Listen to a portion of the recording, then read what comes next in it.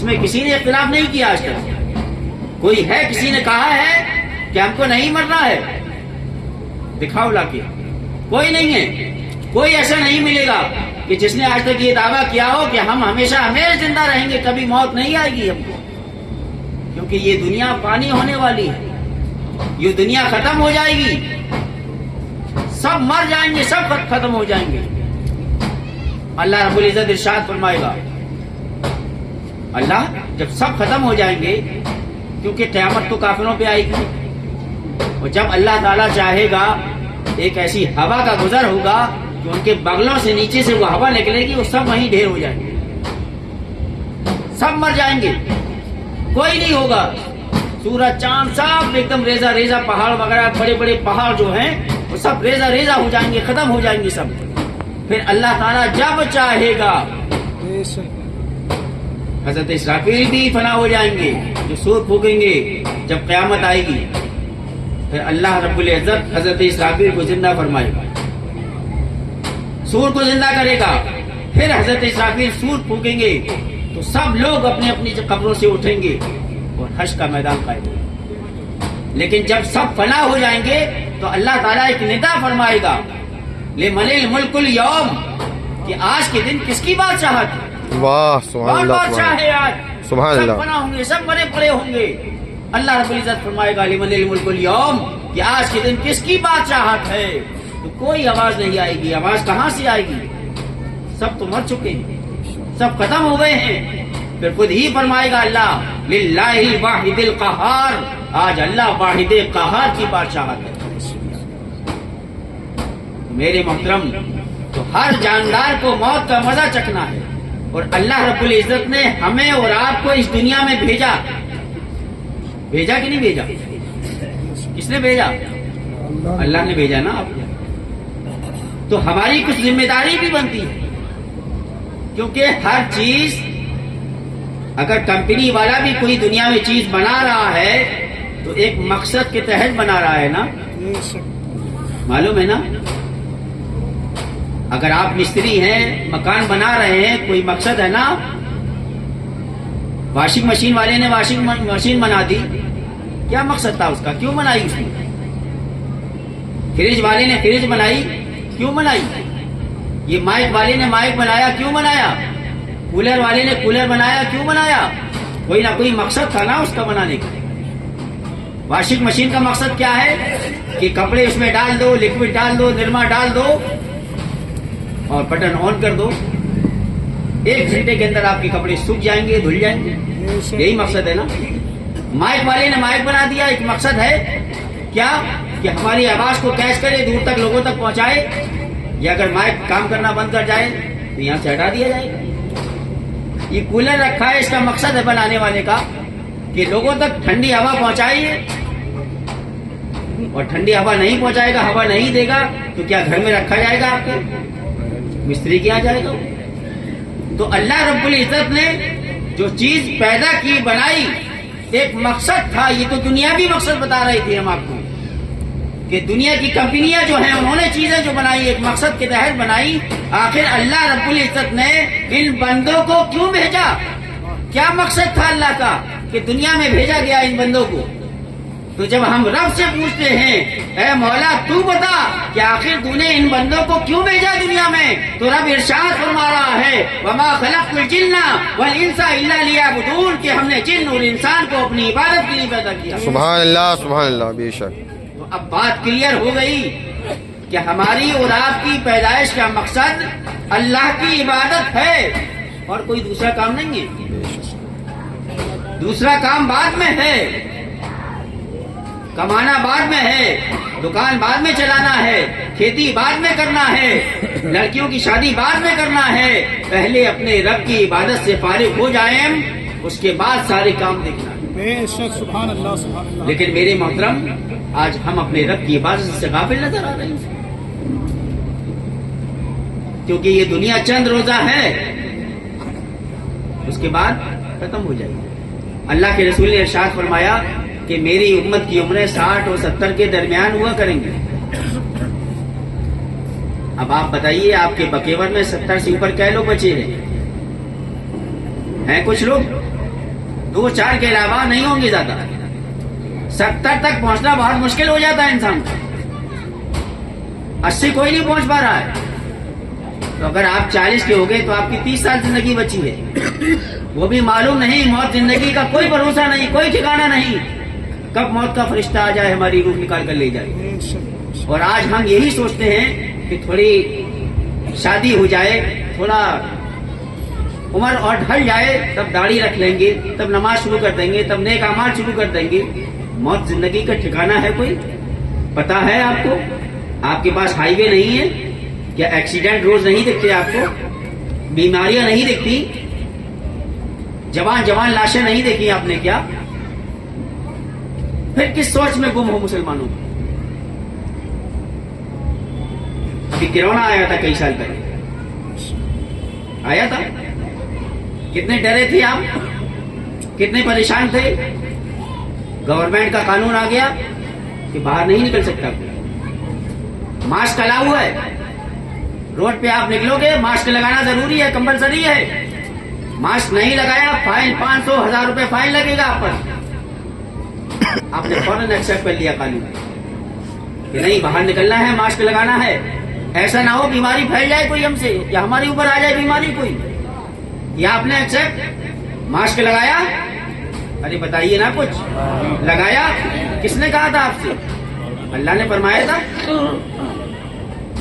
दुनियावी हुकूमत की मान रहे हैं आप, लेकिन उस अहकमुल हाकिमीन जिसने आपको पैदा किया उसने भी फरमाया था कि नमाज कायम करो, नमाज पढ़ो, ज़कात दो, हज करो, रोजा रखो, नेक अमाल करो। उसकी सुन नहीं रहे हैं, वो दुनियावी हुकूमत की हम सुने जा रहे हैं।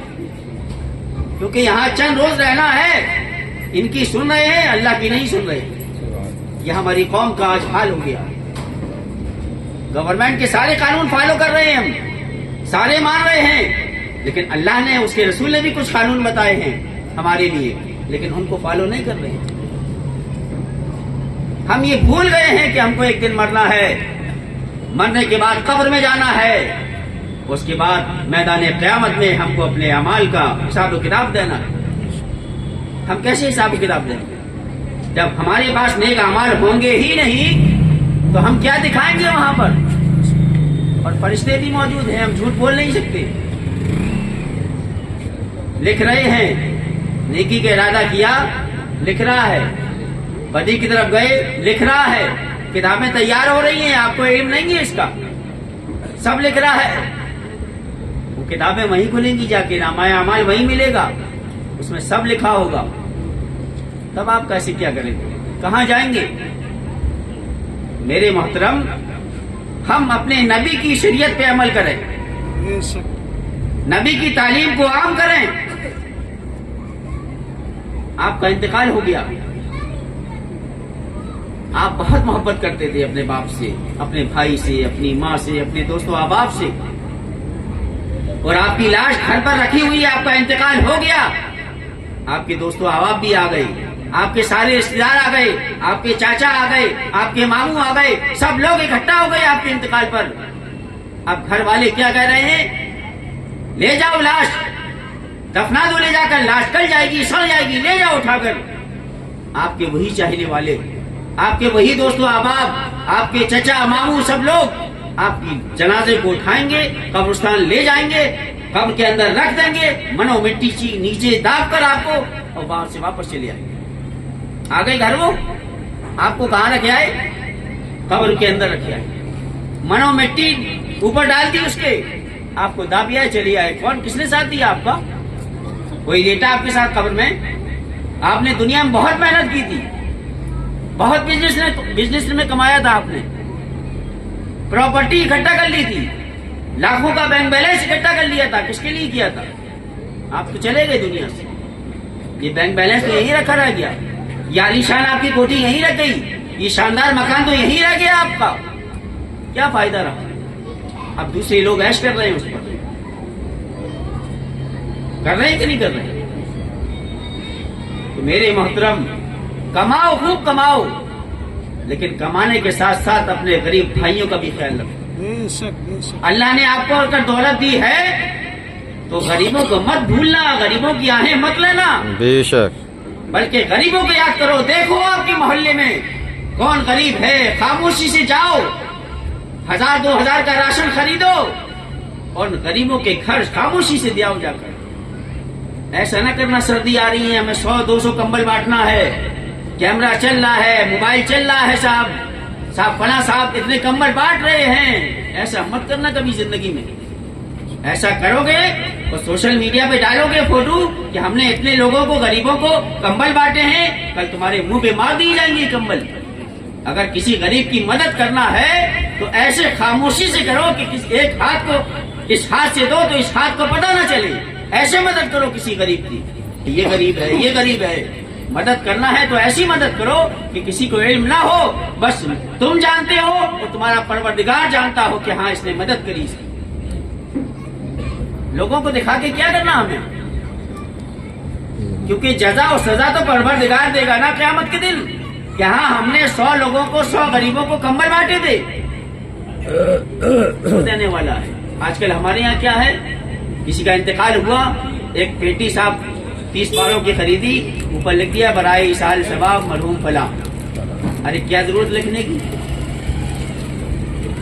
کس کے لیے ایصال ثواب کیا جا رہا ہے؟ آپ نے نیت کر لی, انما الاعمال بالنیات, عمل کا دار و مدار نیت پر ہے. آپ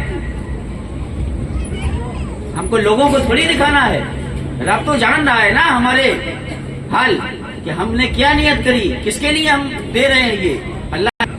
اب آپ جو ہے نیک عمل کریں, درود شریف پڑھیں, ابھی سے اپنی موت کی تیاری کر لیں. آپ کہ مرنا ہے درود شریف پڑھتے رہا کریں. آپ درود شریف پڑھیں گے اور دعا کر لیں, یا اللہ جو میں نے پڑھا ہے میری روح کو اس کا ثواب پہنچے. کسی کے بھروسے مت رہیں, کیونکہ لڑکے آپ کے اس لائق ہے نہیں کہ قرآن پڑھ پڑھ کر آپ کو بخشیں. وہ وہیں مدرسے جائیں گے, حافظ صاحب میرے ابا کا انتقال ہو گیا ہے, 4 قرآن شریف دے دیجیے, 6 قرآن شریف دے دیجیے. یہی ہوگا نا. آپ نے لڑکوں کے اس لائق بنایا نہیں, قرآن کی تعلیم نہیں دی آپ نے, تو کیا ہوگا. انگلش میڈیم ضرور پڑھایا آپ نے, آپ کا بیٹا انجینئر بن گیا, آپ کا بیٹا ڈاکٹر بن گیا, آپ کا بیٹا پروفیسر بن گیا. آپ کا انتقال ہوا تو کیا کر سکتا ہے وہ؟ یہ وہی علماء کرام ہیں. آپ کے یہاں کوئی بچہ پیدا ہوا, وہاں سے لے کر آپ کے اگر باپ کا انتقال ہوا, وہاں تک یہ آپ کے کام آتے ہیں علماء کرام, حفاظ کرام.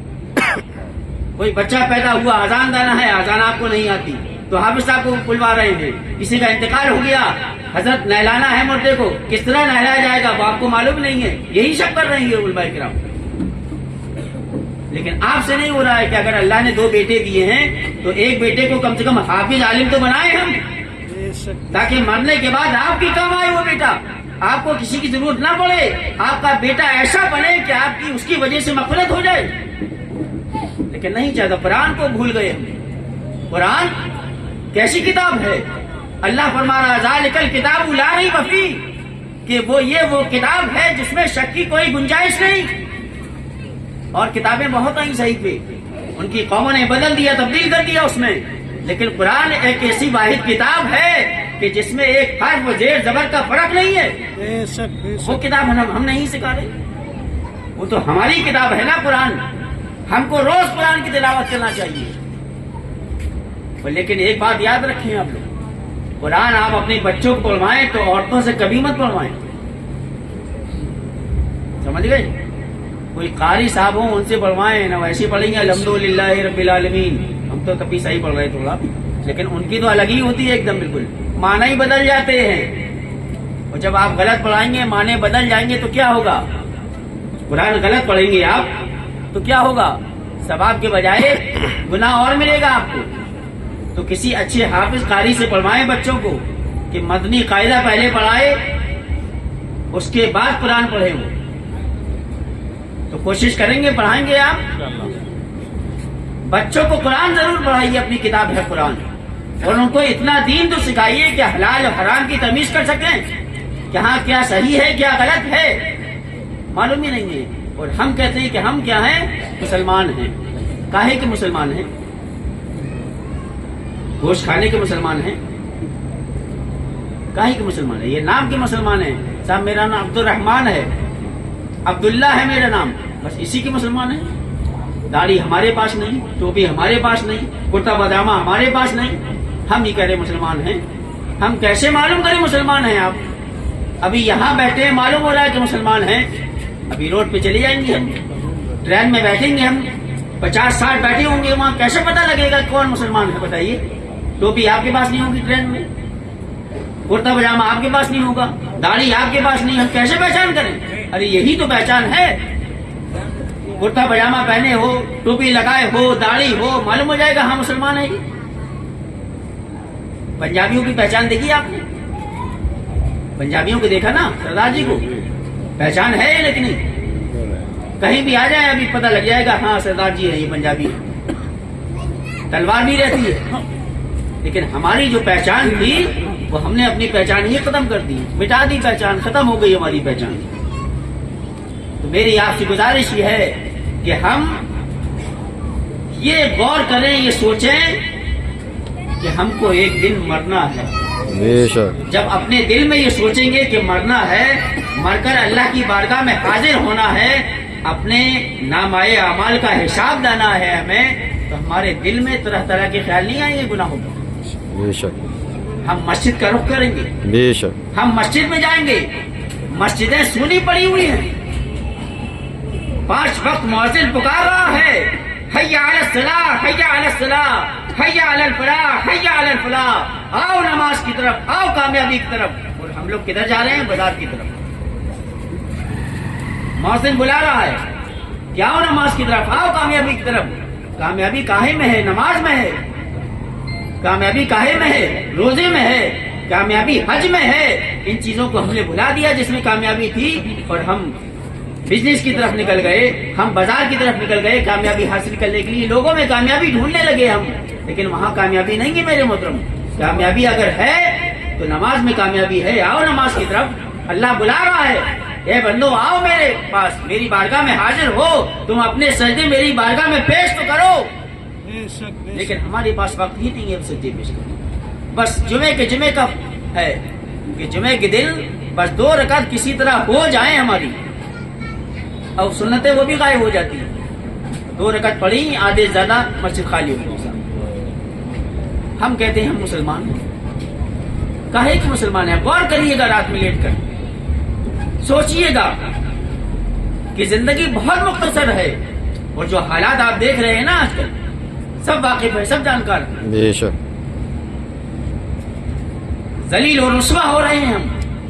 وہ کسی شاعر نے کہا تھا کہ وہ 313 تھے تو لرزتا تھا زمانہ, آج کروڑوں ہے تو کرتے ہیں غلامی. واہ. نعرہ تکبیر, اللہ اکبر. نعرہ تکبیر, نعرہ رسالت, نعرہ رسالت. فیضان حضور اکبر المشائخ, فیضان حضور اکبر المشائخ, حضور سید مظفر میاں صاحب قبلہ, حضور سید مظفر میاں صاحب قبلہ, آستانہ عالیہ بھون شریف. میرے محترم, کروڑوں ہیں پھر بھی غلامی کرتے نظر آ رہے ہیں. آج وجہ کیا ہے؟ کہ ہم نے عشق مصطفیٰ کو اپنے سینوں سے نکال دیا ہے. ہم نے حضور کی غلامی کا توق جو گلے میں پڑا تھا اس کو اتار پھینکا ہے. ہم نے سرکار کی شریعت پہ عمل کرنا چھوڑ دیا ہے, اس لیے آج ہم ذلیل اور رسوا ہو رہے ہیں ہر جگہ سے.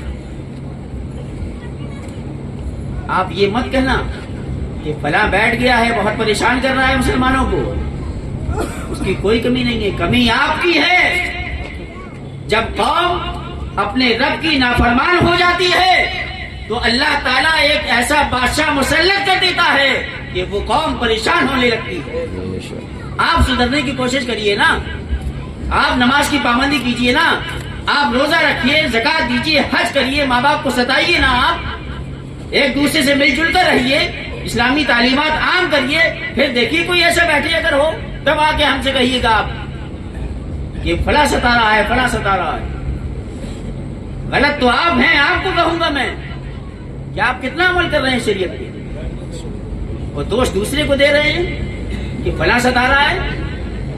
آپ شریعت پہ عمل ہی نہیں کر رہے ہیں, سچے پکے مسلمان ہی نہیں ہیں, ستانا تو پڑے گا اسے, کیا کریں.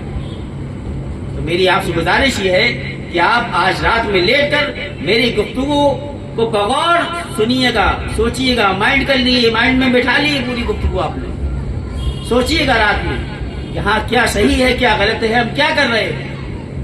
جو دنیا چند روزہ ہے اور ایک دن ختم ہو جائے گی اور ہمیشہ ہمیشہ کی زندگی جنت اور دوزخ کی ہوگی.